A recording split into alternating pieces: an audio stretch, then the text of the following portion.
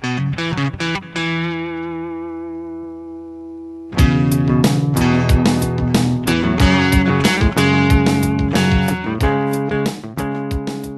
hi guys, I'm Nikki Fogden-Moore, the host of Radical Self-Belief, the Mojo Maker podcast and the show. This is going to be episode 164, season 4. I cannot believe it. I knew that I spoke a lot for a reason as a kid, but today I'm exceptionally excited. I was reading my guest bio, flipping through his new book, and then I had to just go and take a walk outside and go, holy chopsticks, this is an extraordinary human that not only displays the true sense of radical self-belief, but ripples that out through everything he does. So I'm really excited. If you haven't got your pen and paper, if you don't have your headphones in, if you're not sitting somewhere quiet, please go grab it. You can come back at any time. Thank you for joining us today, but I want to introduce speaker, best-selling author, ultra-marathon endurance athlete, and one of Time's most 100th most influential people in the world, Dean Karnazes. So, Dean, welcome to the show.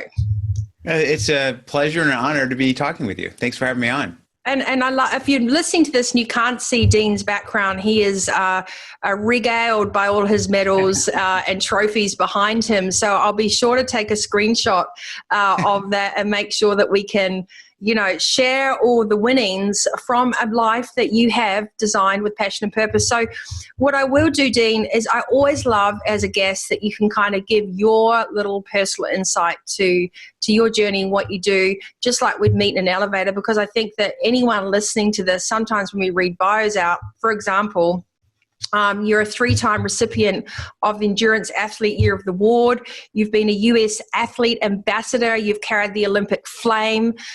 You are men's fitness as one of the all-time fittest men on the planet. That's pretty incredible. And also a superhuman. So I think, 50 consecutive states you ran and 50 consecutive days. That's 350 miles and kilometers. That's just crazy. So to do that sort of thing, you have to have a radical sense of self-belief, Dean. So how did you get from a young kid growing up to being the fittest man on the planet? It was a circuitous voyage, I'll put it that way. I grew up in Southern California, and some of my earliest childhood recollections are running home from kindergarten. So I remember I just used to love to run. I loved the outdoors, loved everything about it. I kept running until I was in first form, and I think call it first form, in 9th grade in high school, so a freshman in high school. And we won the league championships, and at 15, I decided that running was boring, and I was going to stop running. So I hung up my running shoes and, finished high school, went to uni, and then went to graduate school, and then went to business school, and got a business degree, an MBA, and had a very comfortable corporate job in San Francisco. And on the night of my 30th birthday, I was in a bar, in a pub, doing what a lot of people do on their 30th birthday. And at midnight, I told my buddies I was leaving. My mate said, where are you going? Let's have another round of tequila to celebrate. It's your 30th birthday. And I said, no, I'm going to go run 30 miles to celebrate instead. And that's about 50 kilometers. And they looked at me and they said, but you're not a runner, you're drunk. And I said, I am, but I'm still going to do it. And I'll never forget, I walked out of the pub. I didn't even own running gear, but I had on these comfortable silk underwear, these silk boxer shorts. So I peeled off my pants and threw them down the alleyway and just started stumbling off into the night, heading south, knowing there was a town called Half Moon Bay that was 30 miles away from San Francisco. And I said, just run there. And somehow, I don't know if you'd call it running. I kind of, hobbled, crawled, shuffled, but I made it. I ran all night. And the next day I quit my job and said, I'm going to become a runner. And before you had that epiphany moment when you were standing with your mates about to do another round of tequila, was there a process leading up to that when you had already decided internally? Did you wake up one morning and just go, I'm doing a 180 on my life? Like, was there a voice? Did you get a message? Like, that's a pivotal moment. What preceded that evening? What happened is my life became easy. Everything was kind of handed to me. There was no struggle. There was no challenge.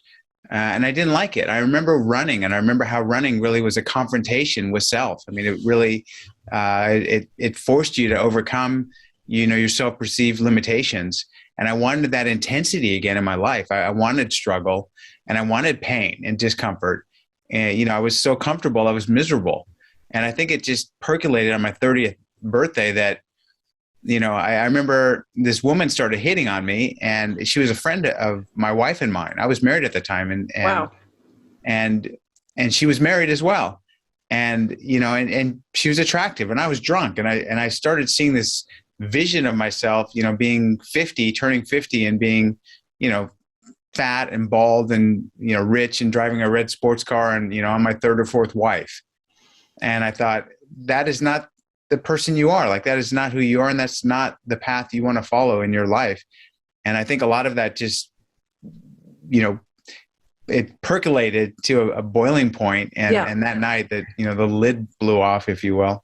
Yeah, I think that's a really interesting point. I just want to touch on what I would call our inner GPS, a sense of values that run really deep.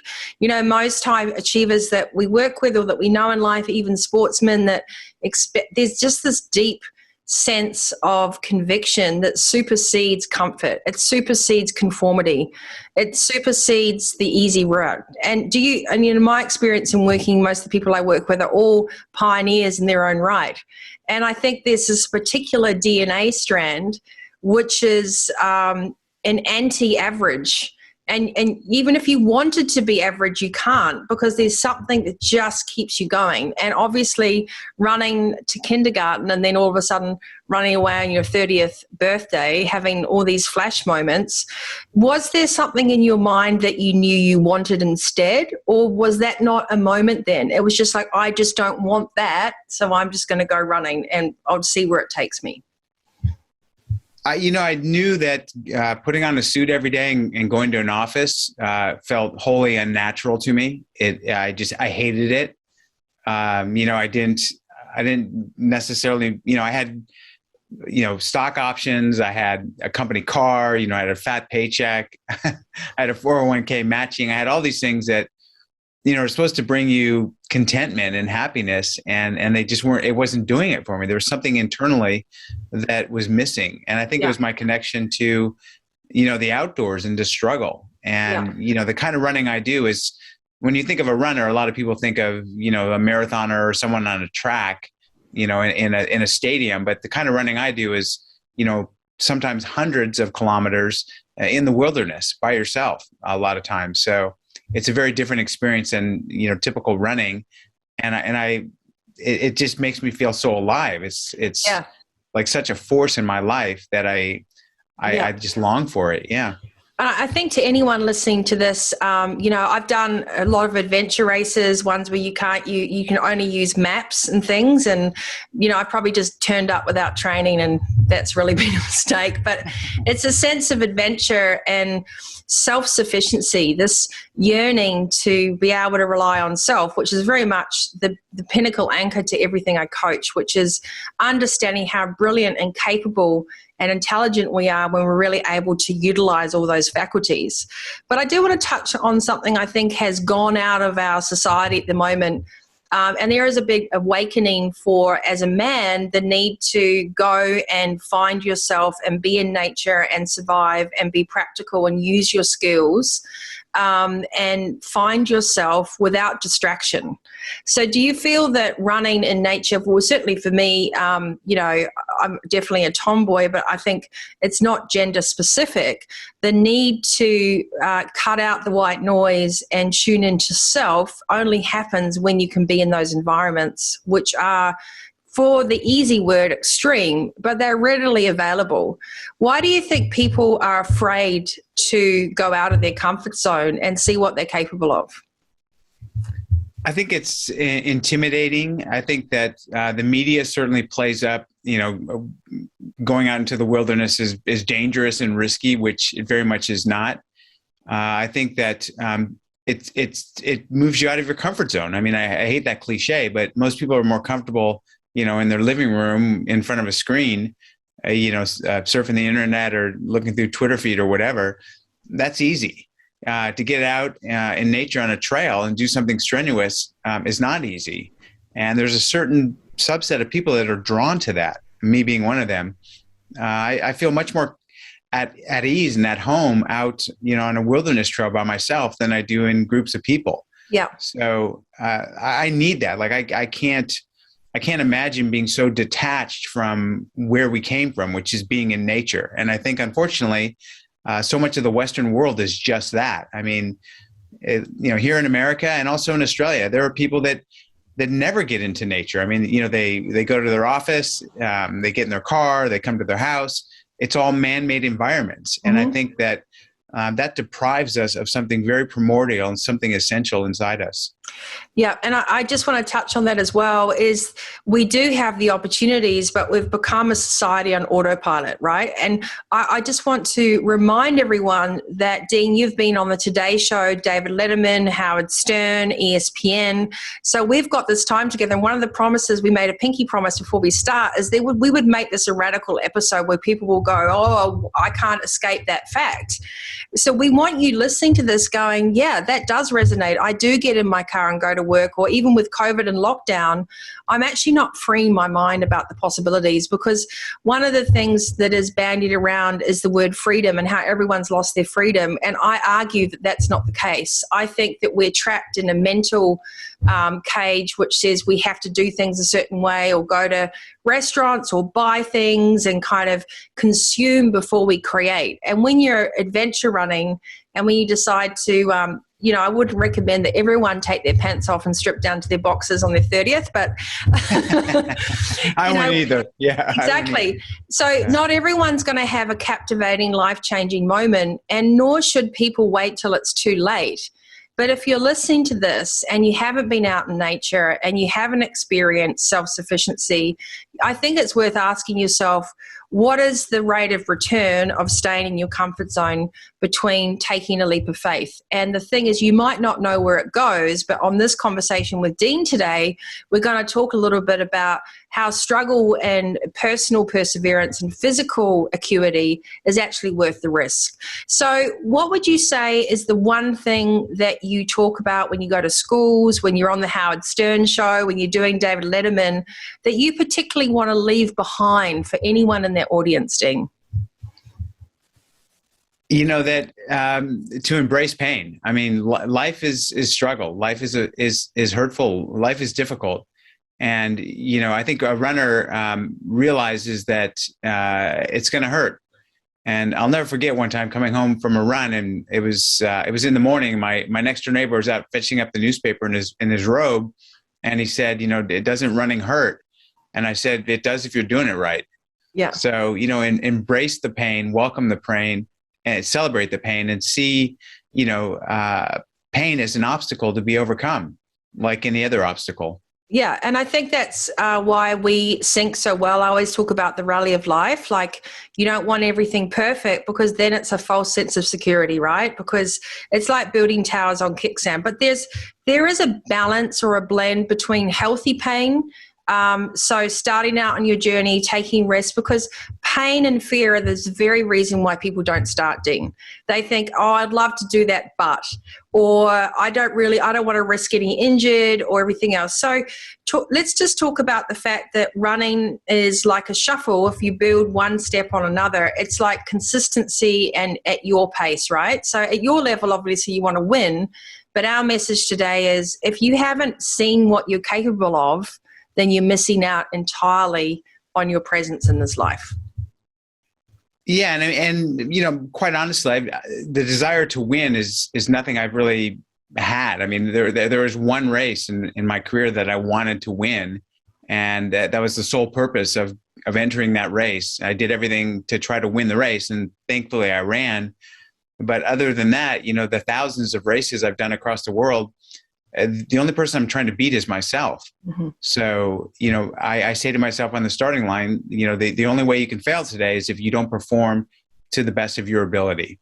And I think that's all any of us can do. I think a lot of people get intimidated about going to a race because they think that, they're going to get beat by so many other people. That's going to be the case. But really, it's you versus you. And, versus you.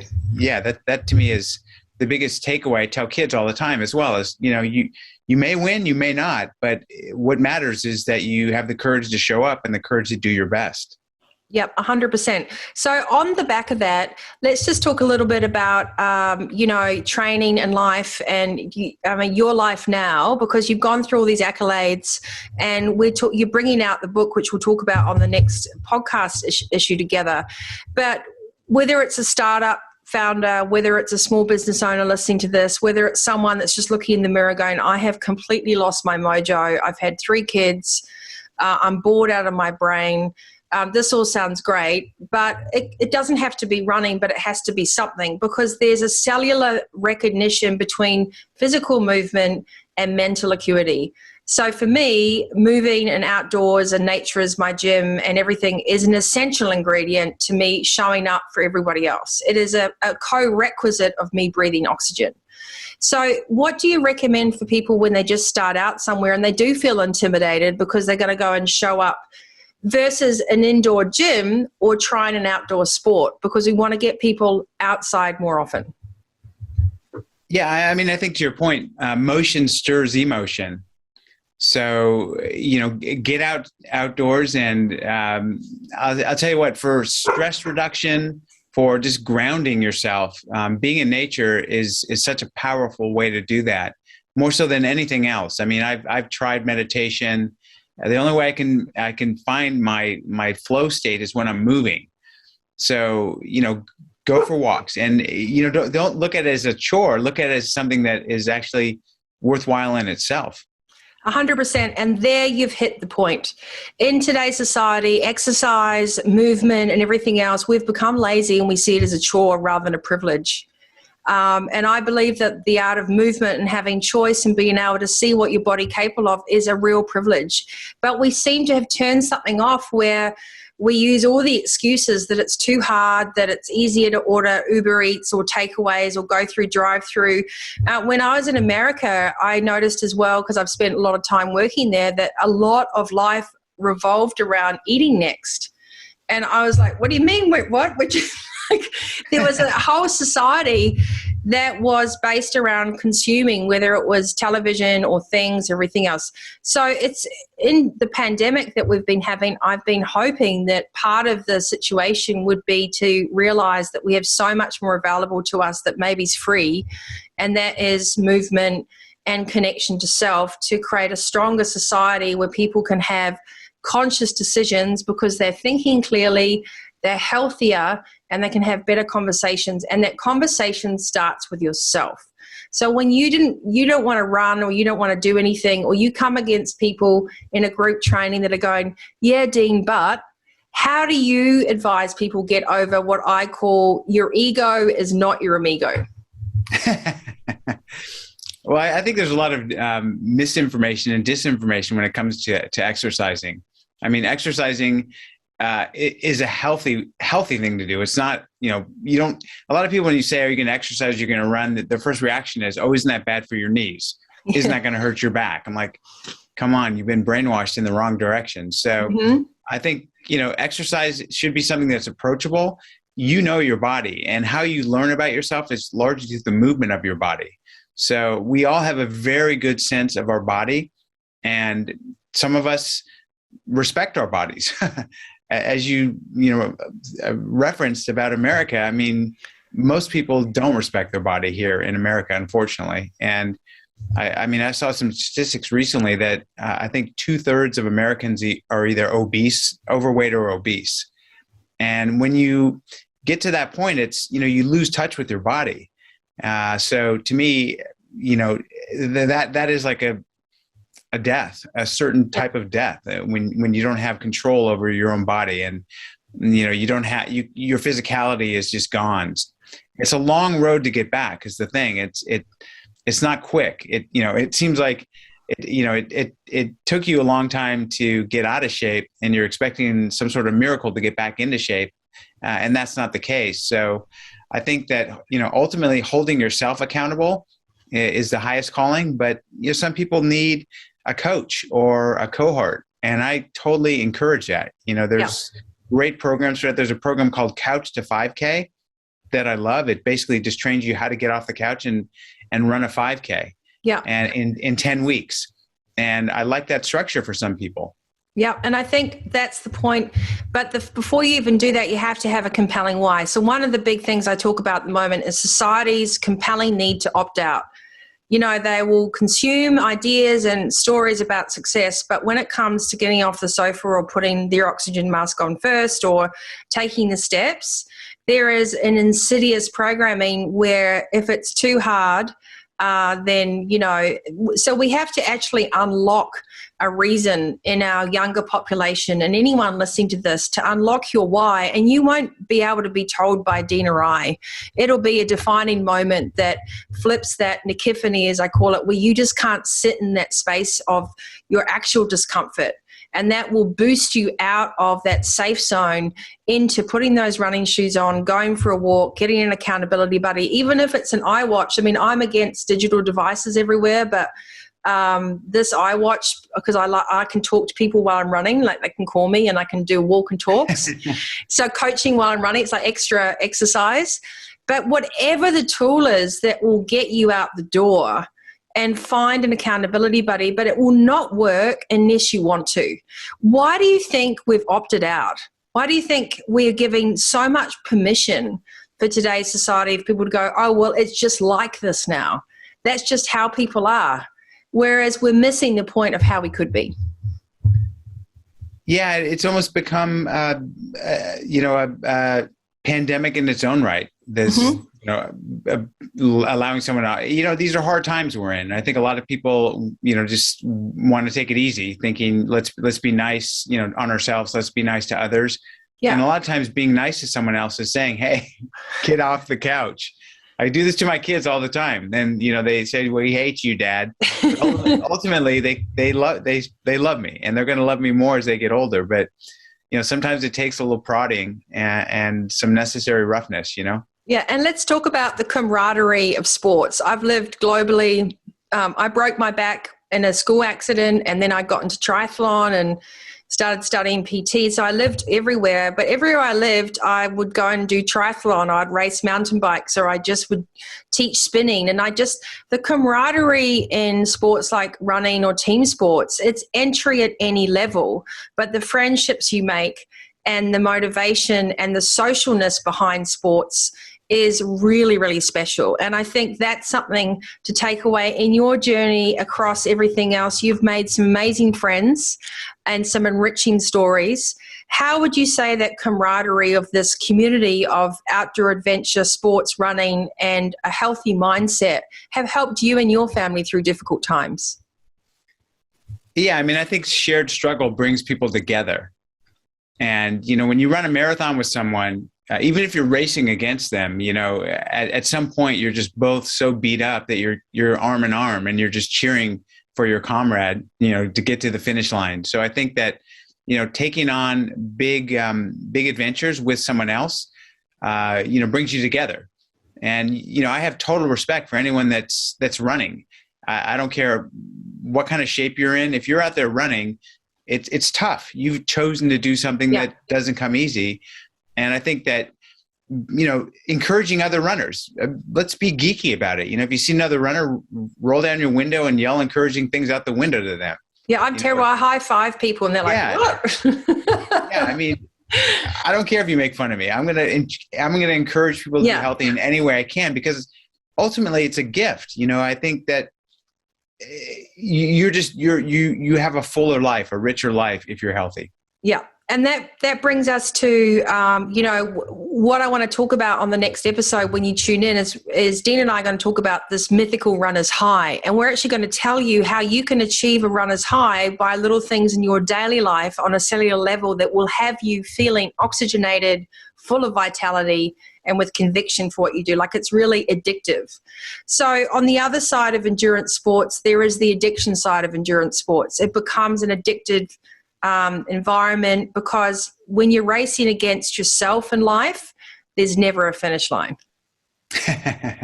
How do you deal with this internal constant need to move? Because for many people, I think that is the gap where they're like, oh, that just sounds exhausting because I don't find my peace, whereas actually that gives you your peace. So how do you recalibrate when you're not running and everything else to just balance that constant movement out? I've engineered my life for movement. I'm 100% Greek, and the ancient Greeks, they believed in this idea of arete, so the perfect alignment of mind, body, and spirit. Mm-hmm. And gymnasium. The word gymnasium actually means school, the root word in Greek, because gymnasiums were actually places of not just physical exercise, but of learning, intellectual exercise. So as you can tell, even right now, I'm standing. I from the moment I get out of bed in the morning until the moment I crawl back under the covers at night, I don't sit down. Yep. So I never sit. I have a gym here at my house. I have a home office with a gym. So I'm constantly doing this routine of HIIT training. It's about a 12 to 14-minute routine of, push-ups, pull-ups, sit-ups, chair dips, burpees. And I do about 5 or 6 of those throughout the course of the day. Just like before this interview, I just banged out a set. Yeah. And I'll do one afterwards. So my whole life is built around standing and movement. And I think that if you can engineer your life like that, it helps a lot, because a lot of people have their office just set up with a big comfortable chair, or a couch, and you just plop into that and it's hard to get back up. Well, I love that point. And now I know why Eric introduced us, because I live exactly the same. I used to get a lot of criticism for my continuous energy, but it's actually because I'm in flow. So it doesn't take a lot of energy to have energy, if that makes sense. But if I'm not moving or I'm not near water, I have a little gym in my garage. So one of the things that I want to remind listeners and viewers is that if you're going to PT, if you're learning new sports, if you're picking up something new, hold that information in your hard drive. Create a set of functional fitness that is agility, flexibility, strength, cardio. Your heart is a muscle. You don't need to drive off somewhere to go and do it. You can do it in your own house. You can work out with your kids, but the difference is it's an integrated part of your life. It's not an add-on. It's not a bolt-on. It's not a bonus. It is part of how you run a healthy household and a healthy mindset. So what we'll do on the show notes is we'll put some little HIIT training sessions up of what you can do. And I know I can hear some of you now going, oh no, but I have to wear whatever. I know what you look like on Zoom, and some of you weren't even wearing pants the other day. So let's just be really honest. Because the why, the inspiration to design a life you love is so much more enriching than just going with the flow and making excuses for what you don't have. And so off the back of today, one of the things that I love about Dean, because he practices what he preaches, is not only his endurance for running and how you spread that ripple effect through everything you do, but you're giving back conviction as an influence, so you take that very seriously. So you've donated millions of dollars and raised millions of funds for charity. When did you decide what you were going to get behind, and how did that now, take place that can inspire other people, that if they need a reason why, they can run for a cause that's actually close to their heart? Yeah, and I think what you just said is so poignant, that you need to find what is important to you as a cause to support. So I've chosen largely kids organizations, because I think influencing kids to be healthy is something that's going to last their lifetime. Mm-hmm. And they're still, they're impressionable at that age. So I've done a lot with a couple of different organizations that get kids outdoors and active. Just recently I was in Australia, actually, and I did a 10 marathon and 10-day fundraiser for mental health. Australia is facing a real serious crisis with mental health, as you know, especially with younger kids. And, the Australian response to the pandemic has been, some would say heavy-handed. I see both sides. I mean, here in America, we've suffered almost 1 million deaths. Australia, your per capita death and hardship has been very, very low, but that's come at a cost with mental health. So I say, pick a charity that's important to you and tell everyone about it, because that gives you some accountability. Yeah. If you've got a fundraising goal, then you're on the hook. And are there any ways that, now we have Strata and Apple Run and Swift and everything else. How would people connect with you? For example, if you're doing endurance race or a fun one for charity, they really like that cause, and they can, they can start and map their runs out and join the crew, because I think that sense of community, to me, it's global. It's how I think. Are there ways that people can get on board with what you're doing and kind of, log a run and be part of the cause that you've created until they figure out their own, core reason why? Yeah, I mean, you just Google my name. Someone said if you Google Dean, I'm like the first Dean that comes up. Yeah, okay, we'll try that. And I mean, I've got a website. I'm certainly on social media. And, to me, I really enjoy social media, because to me, it's a place where I can try to inspire people and energize people. To me, that's the highest calling is, you can give someone a book about a training manual. And you can give them all the material about what they need to do, but until there's that internal motivation and internal fire to do it, all that stuff is not worth much. So I've kind of taken the opposite approach and said, through your words, through your actions, through your examples, try to inspire people. Exactly. And, there's a lot of great material about, like I said, a couch to 5K or running your first half or full marathon. Yeah. But, getting people like you do, with a pep talk and a pat on the back, that to me is very, very important. I think the one thing that I do is I don't do hope projects. So I say to people, if you want to change, it's all here. And the availability through social media, like we would do, is I reply personally to chats and questions and comments. But there's a certain distrust, which I often feel is used as an excuse. People go, oh, well, that's not you, or you don't really mean that. And I believe that we have to continue through this consistency to ignore those comments and provide genuine vision and support. And also firsthand experience. I just started running again after 3 years, and I was going to die. And I was laughing. My dog, she's 12, so she was waiting on the grass. So I was running past her for loops. And I think she was just like, this is like, maybe I need to call 911. But I loved that. So I was on Instagram going, it doesn't really matter where you start. And don't look at everybody that's an influence and think they've got it all figured out, because the excitement is the journey. It's the all seasons, all conditions, kind of suit up, ready for action attitude, that if that's what I could pour into cups and kind of hand out freely, would be this sense of, okay, we're ready. What's today got in store? And if you can have that and you can water that side of the equation mentally rather than watering weeds, because neuroplasticity is the only way to retrain the brain, which gives you a different outcome in life. And I think that is exactly what you and I coach on, is that you are in charge of the internal GPS as to how you take action in your life. And the first step is saying, yes, I matter.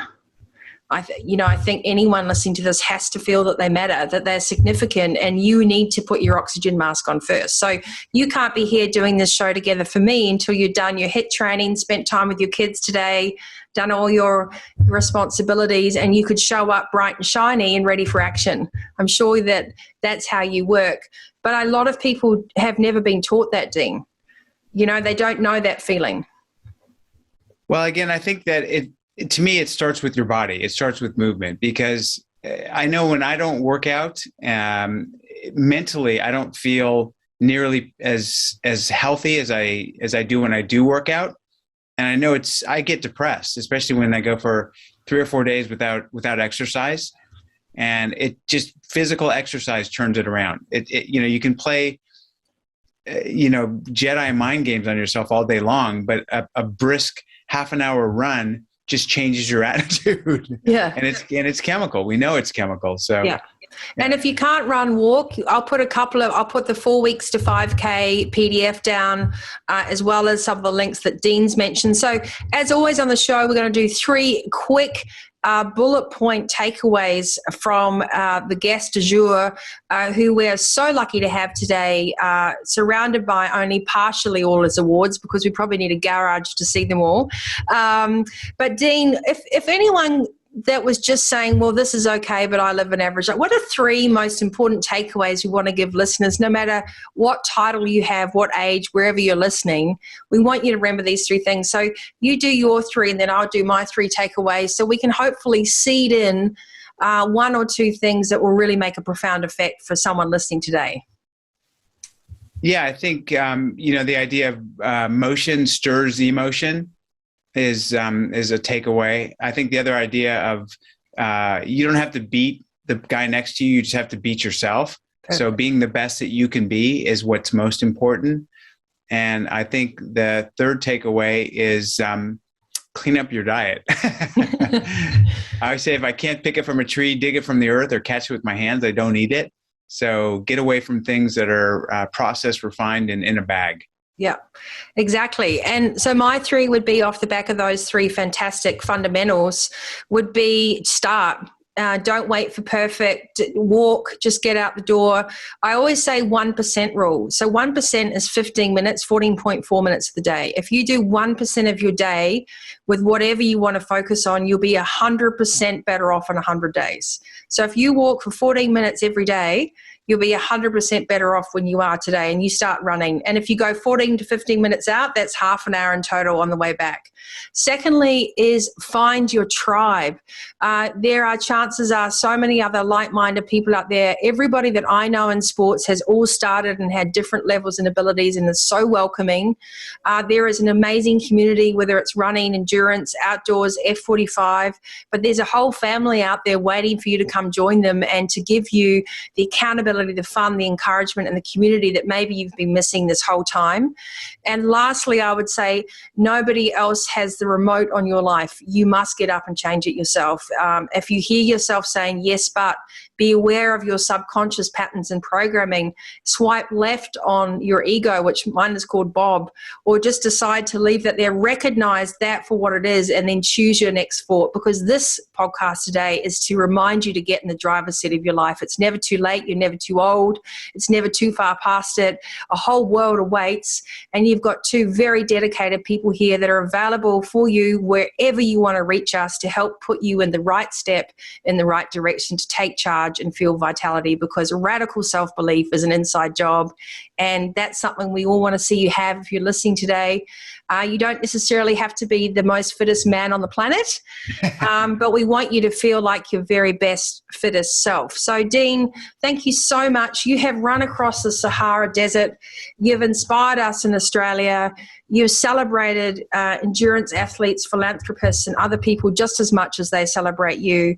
And I think you have raced and competed in 7 different continents, if I believe, across our planet Earth. I just want to do an interview with you about all the wildlife you've seen. You're like the running David Attenborough. But I will put all the links for Dean on the show. It is ultramarathon.com. You can find him anywhere. Just Google Dean and he'll pop up. I will also put the links for some really great ways you can start moving without excuses. And I'll also link you to some helpful tips on finding your why and a free webinar on defining your vital ingredients, because when you get that magic right, it's the day-to-day things that make up an incredible week, masterful months, and amazing years. And that's really what we want you to have. So you can be winning medals in your day. A dynamic, engaging, and inspiring Dean Karnazes, thank you so much. Your achievements and accomplishments have made you nothing but more humble and inclusive. So thank you for the show. Is there one last mantra that you'd love to share as we part today's episode? I guess is a quote of mine. It's run when you can, walk if you have to, crawl if you must. Just never give up.